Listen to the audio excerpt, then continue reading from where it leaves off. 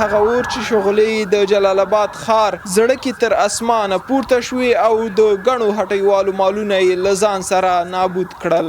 دا د درمسال مربوط د نجارانو هغه دوکانونه دي چې پکې ظریف تختونه، المارۍ، کولر پکي او نور د ترکاڼۍ وسایل جوړېدل او بازار ته عرضه کېدل چې اوس مهال د ایرو سره ایرې شوي او خاورې شوي دي. په دغه ځای کې زما ګودام او دغلته ورکې د 18 لکو روپیو سپنج پروت و، دغلته کولر پکي هم جوړول، کولر پکي او سامانونه او چې راغلم هېڅ هم نه و،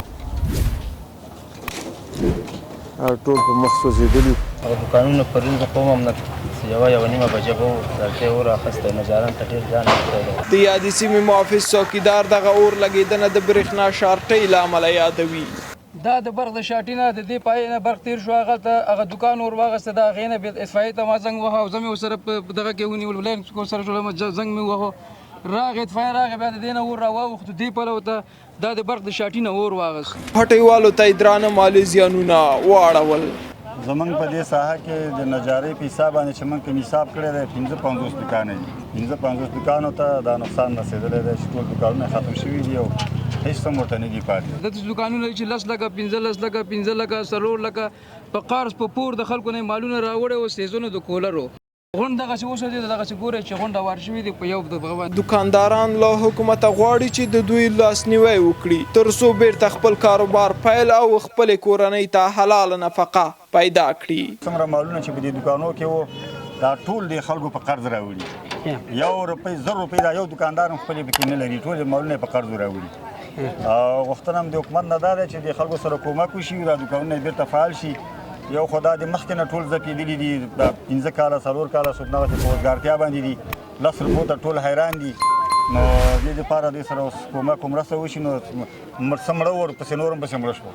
نو دا د الله د خوا نه عذاب و، موږ به الله ته صبر کوو او د الله د خزانو نه الله موږ ته راکړي، خو د حکومت هم دا مسؤلیت دی چې باید موږ سره په دې کې همکاري وکړي او کومک وکړي. موږ د موجوده حکومت نه، موږ د موجوده نظام نه، مستوفیت نه، مالیې نه، ښاروالۍ نه، دغه ټولو نه په کلکه دوی نه غواړو چې د دوی سره همکاري وکړي، د دوی لاسنیوی وکړي تر څو بیرته دوی خپل په اقتصاد باندې ودرېږي او خپل دغه روزګار شروع کړي او بیرته دوی خپل بچو ته 100 روپۍ هغه حلاله صدقه وګټي. هیره دې نه وي چې یاد اور د نجارانو هټیو تر څنګ د لیلامي یا د زړو توکو خرڅلاو دوکانونه هم له ځان سره نابود کړي دي. دا زما مال دا دوکان مې دی، دغه تقریبا د لیلامي دوکان او تقریبا د 9,000 دانه کش او 1,000 لشتکو لیلامي دوکان، تقریبا 12-13 لک روپۍ افغانۍ به تقریبا خساره ماته رسېدلې. بس موږ کونړ کې نن چې راتلو بس معلومات چې موږ کړل لکه مال سوی او دغه هم پاتې شوی دی دوکان او دغه هم سوی او ګودام کې چې کوم مال هغه مکمل سوی دی، ختم شوی دی. بس اوس تر راولو په ما هم پکې کوو شبکي خو نشته، غون سوي دي، مکمل مخکې سوي دي. د دوکان مالکین ادعا کوي چې د اور وروسته یې دوکانونه چور شوي هم دي. د اور لګېدنې عامل موږ ته معلوم نه دی، خو داسې خبر شو چې د نجارانو د ساحې نه دا اور بل شوی دی او زموږ دلته د غریبۍ دوکانونه د چا د 15 لکو، د چا د 8 لکو، د چا د 10 لکو، د دې کې ګودامونه دوکانونه دا ټول مالونه سوځېدلي دي.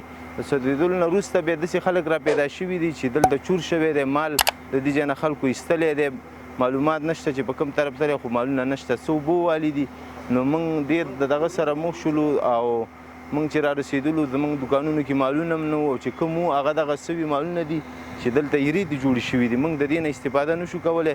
د حکومت نه زموږ دغه عرض دی چې موږ سره پوره مرسته وکړي، ځکه چې موږ خو ډېر غریب ولس یو، په دې ځای کې خپله غریبي هم کوله او دغه مال هم د پردیو د پیسو د پاکستان نه په قرضو به م راوړو او دلته به اوګرایي باندې به م لینډ کوو. هغه اوګرایي او هغه مال هغه هر څه زموږ دغه دی کې دا تاسو وینئ، تاسو د مخې لکه چې دا ایره شوي دي، موږ ته دې نه دغه نشو کولی.